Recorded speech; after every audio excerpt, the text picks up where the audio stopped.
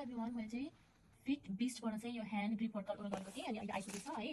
यो ब्यागमा आएको थियो, यति धेरै फिट ब्याग कति धेरै फिट लागेको छ। यहाँनिर चाहिँ मैले हजुरलाई देखेर आएको छु 1 2 3 4 5 अनि यहाँनिर तपाईँहरूले यो बुकलेट पनि पाउनुहुन्छ कसरी के गर्ने भनेर होइन। हामीले एक्सर्साइज त गरेर हुन्छौँ तर हामीले हातको एक्सर्साइज गर्न चाहिँ बिर्सिरहेको हुन्छौँ क्या। अनि यो पनि आएको थियो।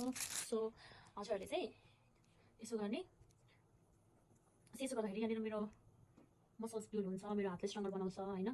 अनि हजुरहरूको कतिको वेस्टमा धेरै पेनहरू हुन्छ त्यो पनि हेल्प गर्छ। अनि यहाँ धेरै वेजहरू देखाएको छ, हजुरहरूले कसरी अरू अरू वेजमा पनि गर्न सक्नुहुन्छ भनेर। अनि यो छ, यो पनि यसो यसो गर्ने होइन। यसले धेरै हेल्प गर्छ। मैले चाहिँ मेरो खासमा मेरो आमालाई ल्याइदिएको हो, किनभने आमाको जहिले पनि वेस्ट पेन हुने कि यहाँनिर वेस्ट पेन हुने। अनि यसले चाहिँ तपाईँहरूको स्ट्रेस पनि एकदमै रिलिभ गर्छ है, यसो यसो गर्ने। अनि यहाँ यो हजुरले एक एकवटा फिङ्गर्सको लागि गर्दा पनि हुन्छ, यसरी प्रेस गर्ने राइट यसरी। अनि यो भयो